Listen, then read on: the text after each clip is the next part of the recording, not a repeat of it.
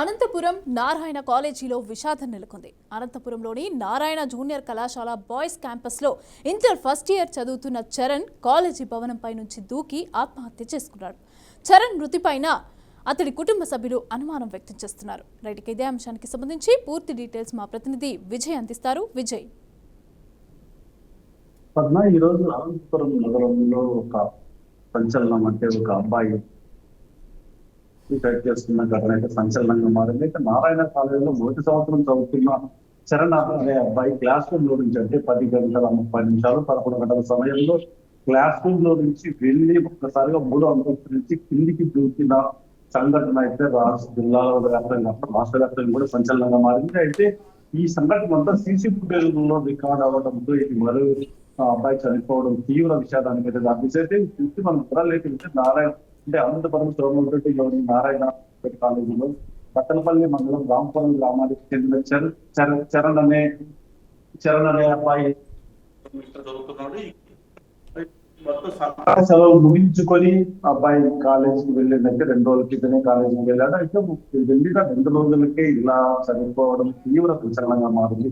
తల్లిదండ్రులు ఈ ఆత్మహత్య పైన వారు అనుమానాలు వ్యక్తం చేస్తున్నారు. ఏదైతే మొత్తానికి నారాయణ కాలేజీ యజమాని అయితే ఫీజు గట్టిగా అడగడం చేత అబ్బాయి మనస్తాపానికి చెంది ఇంటికి చెందాడు, ఆత్మహత్య చేసుకున్నాడు అని చెప్పి ఒక ఇంటికి వస్తుంది. అయితే దీంట్లో నిజాలు ఎంత అనేది పోలీసు అధికారులు అయితే పూర్తి విచారణ అయితే చేపట్టారు. అయితే ఒక డిఎస్పీ స్థాయి అధికారి దీనికి విచారణ అయితే ఆదేశించారు.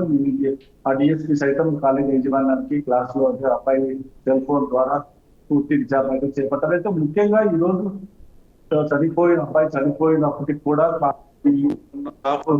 అబ్బాయిని అక్కడి నుంచి ఆ హాస్పిటల్ తీసుకెళ్ళడానికి